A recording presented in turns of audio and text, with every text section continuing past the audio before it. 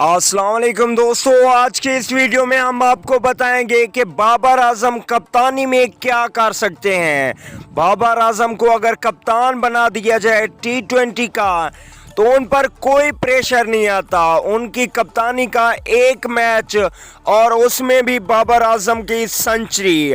شاباش Babar Azam, number 1 batsman کی یہی کوالٹی ہوتی ہے۔ اب ویرات کوہلی کو دیکھ لیں، ویرات کوہلی کپتان ہو کر بھی اپنی ٹیم کو میچ جتوانے کی صلاحیت رکھتا ہے۔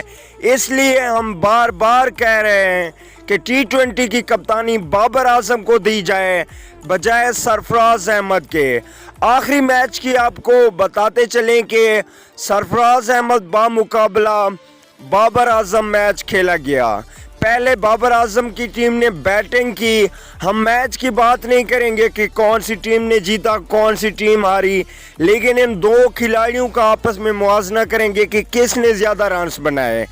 بابر اعظم نے پہلے بیٹنگ کرتے ہوئے 102 رنز کی اننگز کھیلی، جس میں انہوں نے 7 چوکے اور 5 چھکے لگائے، صرف 59 گیندوں کا سامنا کیا اور وہ آؤٹ بھی نہ ہوئے۔ اوپننگ بلے بازی کرنے آئے اور آخر تک اپنی ٹیم کا ساتھ دیا کیونکہ وہ کپتان تھے۔